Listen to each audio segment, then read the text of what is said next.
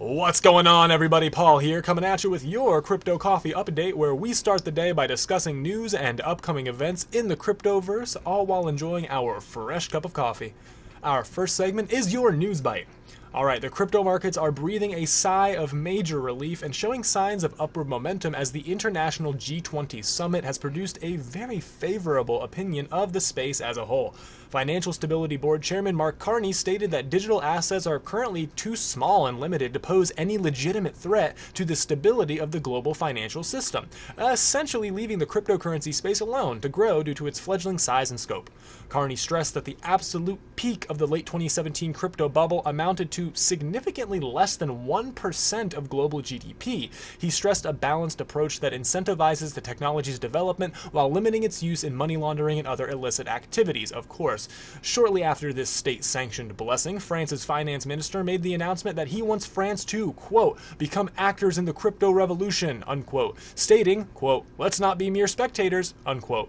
This positive sentiment came with announced intent to establish clear ICO guidelines in the country, allowing for a raising of funds and daily operations for crypto-based entities, so France is entering the crypto game. However, not all nations stress the positive sentiment, as one of Germany's G20 representatives is quoted saying, quote, the role of the crypto tokens in money laundering and criminal activity must also be closely examined, unquote.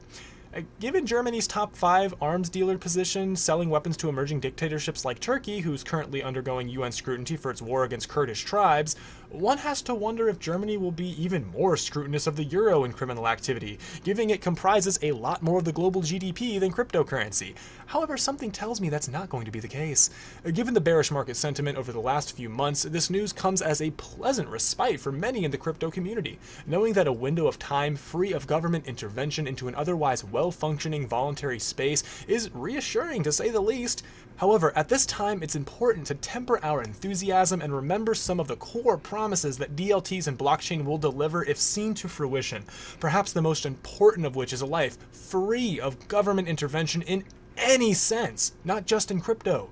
Over the last handful of months, we've bore witness to the horrendous suffering in Venezuela at the hands of the state, the heartless, unjustified murders of unarmed civilians in the United States and beyond by those who represent the state, and the worried voices of those who are suffering from predatory inflation as they realize they can never afford to truly live out their golden years as their savings are slowly rotting beneath their feet.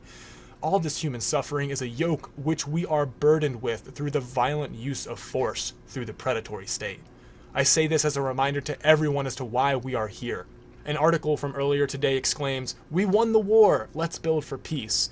In my opinion, nothing could be further from the truth. Less than 1% of global commerce flows through crypto, as we've seen. It's not a victory if your foe considers you too small to fight. We've barely scratched a battle, let alone a war, but damn it, we're fighting skirmishes every day, improving the lives of people out there. Eat BCH, Jose is risking his life in Venezuela to feed starving children and families. He could be killed by the state. And Acapulco saw dozens of impassioned and dedicated speakers with thousands of equally inspired and passionate attendees saying this. I agree wholeheartedly with the sentiment of this article. Now is an excellent time for a brief sigh of relief and celebration, a momentary respite in an ongoing war of human freedom. The state is leaving us alone, at least for now. However, with each celebration comes a time for reflection as to what path has led us here and what roads lie ahead. In our myriad congratulations and festivities, let us not forget how far we've come as a community and a movement, and realize that this distance is but an iota of the stellar path that we're all walking together as we fight for true human freedom in our lifetime. Liberty from tyranny. But that's all we have for your News Byte. Let's go ahead and move into your Crypto Coffee update. Dovu will be at the Smart Internet of Things conference in London. Waves is having a meetup in Hong Kong. Fidentia X will be meeting up in Hong Kong as well. NEM is having their meetup in New Zealand. Basic Attention Tokens meeting up in New York. Ikonomi's AMA is out today. Ripple is partnering with the Saudi Central Bank, pretty big news, with their X-Current launching a pilot trial of that. And Walton holders will receive an airdrop of FREC tokens, so if you're still holding Walton, keep an eye out for that one. That's all we got for Wednesday, March 21st. Let's go ahead and move into Thursday, March 22nd. Blockchain and Bitcoin conference is moving on to Estonia. Beautiful place there. Ardor is having a hackathon in Norway. NEM is hosting the Smart Asset Blockchain Conference in Indonesia. Arc is having their meetup in France, Placation is having their AMA, and Grotzel Coins having their 4th anniversary celebration with exchange listings and giveaways.